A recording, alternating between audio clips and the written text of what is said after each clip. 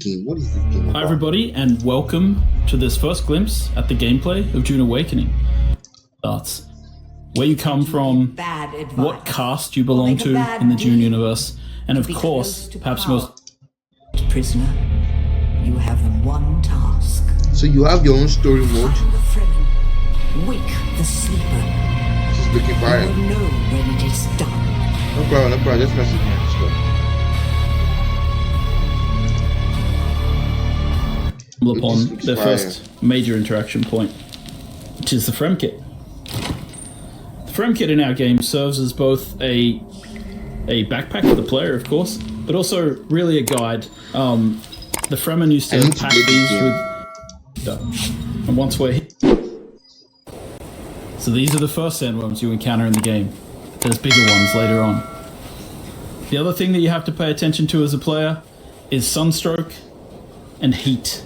So if you see in the top middle of the UI here, we've got this sunstroke bar building up. The longer you stay in the sunlight, the more chance you have of getting into the sunstroke state. And of course, our player here, not the sharpest knife in the drawer, has decided to stay in the sun and try harvesting water from plants. So he has become sunstroked.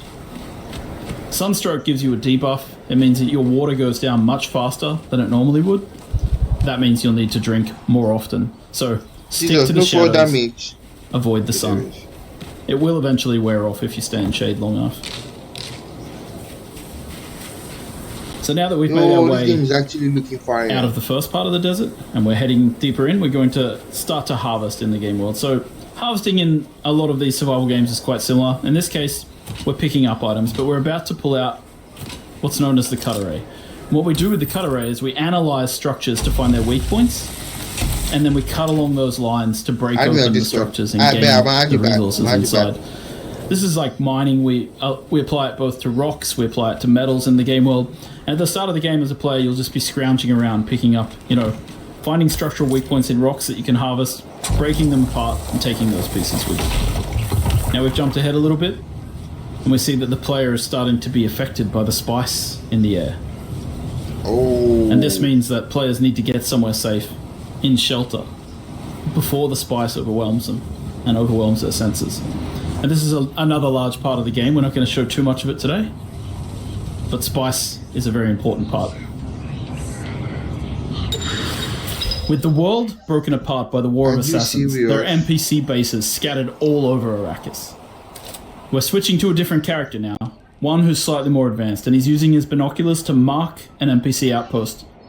I'm going to mark that. That marker will then appear on our compass. No fall damage. You're able to approach them in any way you like. In this case, our character uses a Shigawai claw combined with a suspensor belt to get up to high ground and approach the enemy base from above. Kind of one of the interesting things about Dune Awakening is just how you can combine the different abilities. And this is how traversal really plays into the game. Like, you end up being able to attack these bases from any angle that you'd like.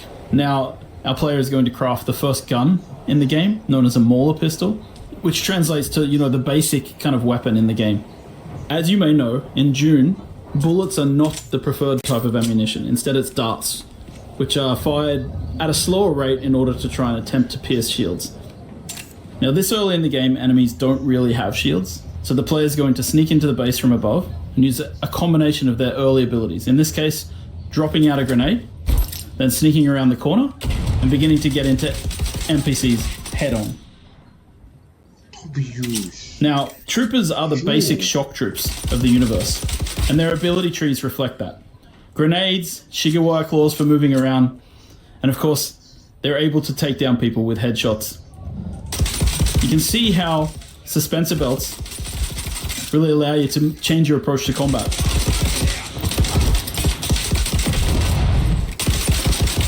Dune Awakening is at heart a third-person shooter with melee and abilities. And it's the combination of melee, abilities, and range shooting that creates what we call combined arms in the game. Now, we've taken a fair bit of damage in this battle, so we're going to stop for a second to heal ourselves up with a bandage. Bandages heal over time, so you can't just heal yourself to 100%. You have to actually get into safety, get behind cover before you start using them. Now we're going to quickly switch to a slightly different character to show off more of the melee that we have in the game, because you're about to see that when a character gets in close, it's melee time. This character has Swordmaster abilities. First of all, the knee charge, which is about getting in close to do damage in combat, and then quickly setting up to a riposte, which allows you to parry and return massive amounts of damage to your enemy. Of course, later in the game, when enemies have shields, melee is a much more emphasized style of combat.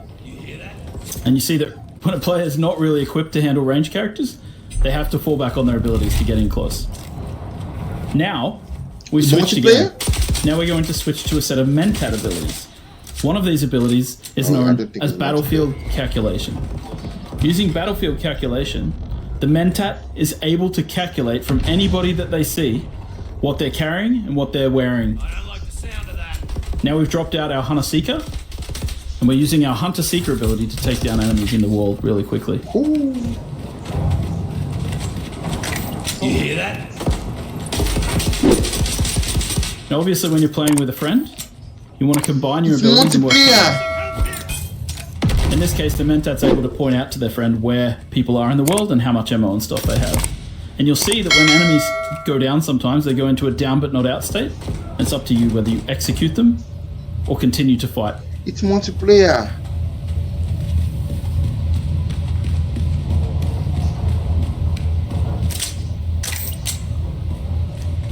After a quick reload, it's back into the battle, with our friend coming from above and throwing out one more grenade. I sent him out so I can check it out. I would.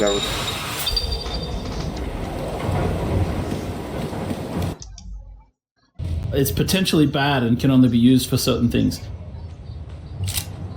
Once you've extracted the blood, you can then of course drink it. As you'll see here, the player takes a big sip from their blood bag. But when they do that, it causes a debuff because the blood is not exactly pure, and drinking blood for water is not exactly a one-to-one scenario. So you'll see that our health bar got shorter while our water bar went up. And so being a blood drinker is not always looked upon in the right way. Of course, once you've played the game for a little while, you'll start wanting to build your own base. And the first part of that is placing down what we call a sub-fief console. A sub-fief console allows you to claim a small part of Arrakis as your own, but it does in turn mean that you'll start to owe taxes to the Emperor. So here we are with our building system, and you can see that we have two types of building here. We have the holograms which show in the beginning. I call them Solido projections internally. And we have the way that you fill in, which is by holding down the mouse button in this case. So the cool thing about this is it allows us to have this cooperative building system. So you'll see that one player places out the Solido projections and the other player fills them in with the materials from their inventory. This is just a way that lets people play together and build together in an interesting and exciting way.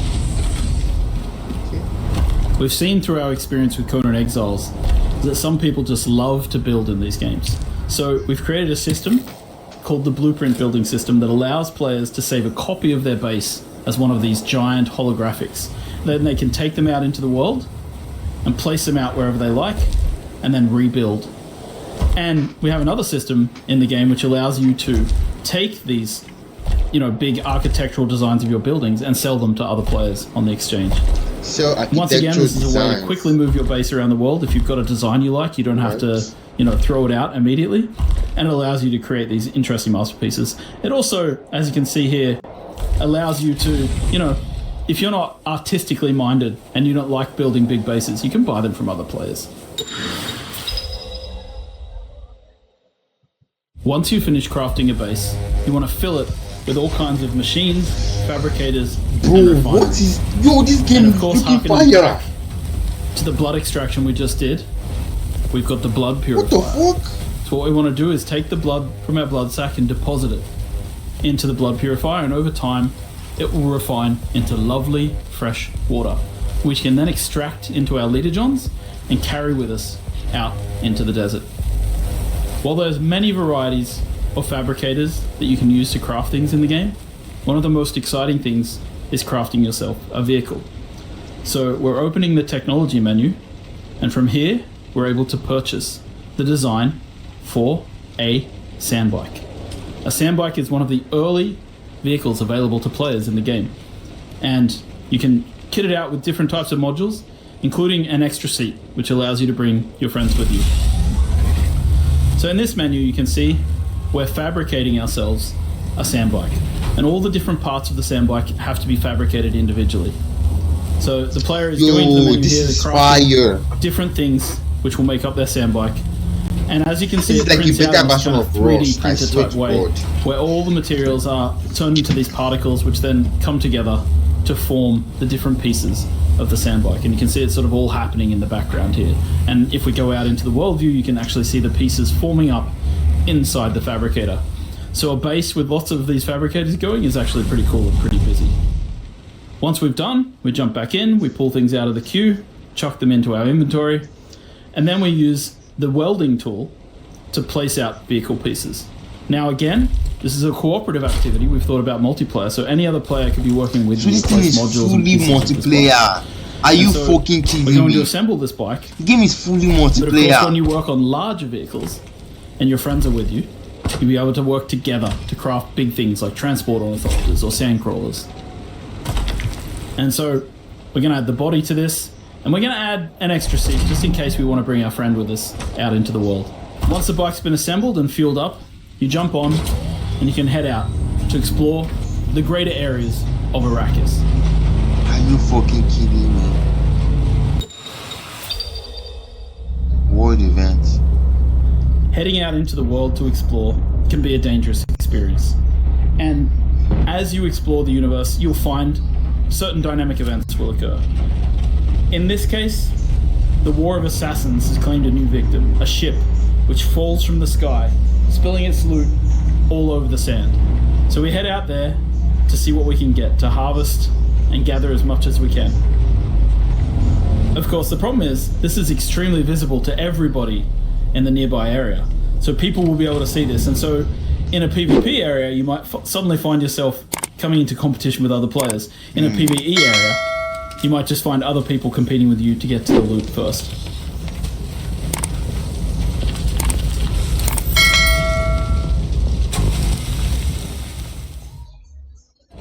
And of course, at night time, there are different kinds of threats. Because while the heat of the day is dangerous, at night, the Sardaukar patrol this area of the desert with huge spotlights, searching for players. Now this player is over here, harvesting dew with a dew reaper, sucking the water off the surface of these plants, and they've been captured and seen by the Sardaukar. And the Sardaukar send down troops who come floating down out of the sky to attack and destroy the players. Are you fucking kidding me? Sandworms too. Now, of course, as mentioned, traveling on the surface at any time risks drawing a sandworm. But there are certain things which we've created to draw players out of their comfort zones. So in this case, there's a special type of sand here on the surface, known as flower sand. Flower sand, according to the books, is the softest kind of sand, and players can use it to refine it into a variety of different materials that they need for crafting. So you want to come out into the desert and you want to try and find flower sand. But you have to be wary and pay attention, because as you harvest, you risk drawing the attention of the sandworm. I want to see what the sandworms look like.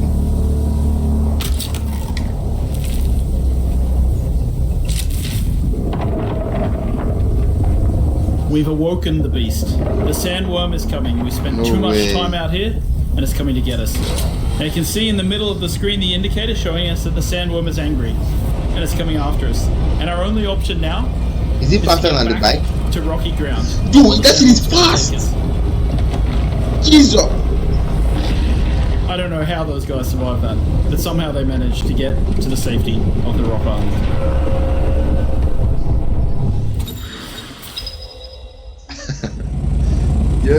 Once you've crafted your first ornithopter, you'll be able to take to the air, and your entire perspective of the world shifts. From here, how big it'll is make the world? traversing the world a lot Unlimited safer because you can avoid the sandworms. It'll also help you to go out into the larger world of Arrakis. Here we are in the Overland map, and we're going to make our way south until we find the place known as Harko Village. Harko Village is the current seat of the Harkonnen, after their city, Carthag, was destroyed in a nuclear explosion during the War of Assassins. There's more details like that in the lore of the game for players to discover and explore. So we're going to land at Harko, and we're going to explore the social space. Once you arrive in Harko Village, you'll be able to meet up with other players, interact with them, trade, and create guilds. The game has a variety of social interaction mechanics, from emotes to grouping to a chat. Throughout Harko Village, you'll also interact with story characters, follow the main story.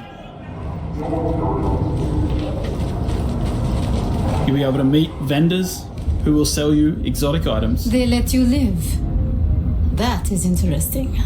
And buy. You'll be able to get a feel for how the factions are viewed in the world, and of course, you'll be able to swear allegiance to one of the major factions, the Harkonnen or the Atreides. Swear your guild's allegiance and begin to take part in the politics. Oh, my dear Atreides, son of Arrakis. Once you've grouped up with friends, you should go out into the world and find desert Imperial testing stations. These are dungeon-like experiences, which you and your friends can work through together. So here we are landing our various ornithopters outside of one of the desert testing stations, and we're going to head in as a group. Now it's really important to prepare different skills and abilities. These areas tend to be more of a challenge, and it's great to work together to complement each other. So this is the skill tree. Here you can equip different types of abilities and techniques. We have 3 slots for abilities and 3 slots for techniques. And there are multiple different trees depending on the type of trainers that you've interacted with in the world. So our character here is going to equip a series of abilities that complements the rest of their group. Okay. In this case, Swordmaster techniques. Alright, so we're heading in, and of course you can use dispenser belts to traverse, as you'd expect. Yo, this expensive We're build going to is explore this fire. Imperial I testing lab. swear to God. You've entered Like you just Desert feel like Mechanical you feel like you are Testing Anakin. 163. I'm Dr. Wen Omeka, Senior Plant Geneticist. I feel like here you're Darth at the Vader or station. something. Testing stations have storylines, as well as enemies to fight and loot to be found. So you really want to go in here and enjoy the experience. Is this PvP? Playing through with Okay. friends, working bots. together, using different weapons and trying out different techniques. Now this player has placed out a portable cover. It's a different ability to what we've seen before. And you see that the enemies here have shields. Is this a PvP? Using the Is this a flamethrower, bot? it's easy The way that to one get just through a ran, shield because you can burn the air around them. Like the one before. These are projections. Or the electrocution. And of course our characters are a little Well, higher they level than they shield, were in the they're start not of this video. So you're able to see that, yeah, we can take people down a little more easily. And of course when you get to the end of these Where's areas, you fire, find these really really? cool loot chests. And in these loot chests, you find specialized components that are used for crafting exotic weapons and items. Education band. The end game of Dune Awakening takes place in the deep desert. Giant spice blows will happen, drawing players from all around to try and harvest the spice as quickly as possible. You want to get there first, and You you want see to all try and these take as much things. You spice as can you craft all can these before an things. enemy guild shows up to try and take it away from you. Now, of course, if you're clever and you start to lose the battle, you might place out a thumper, and that limits the time in which people are able to take spice, because then the big worm is going to show up. Yo! Imagine dropping a thumper at the beginning of it. Immediately you land, you just drop a I hope you've thumper. enjoyed this brief glimpse So that's at the fucking gameplay fire. of Dune Awakening, and we're really excited to have you join us when the 2025! game releases. I cannot wait.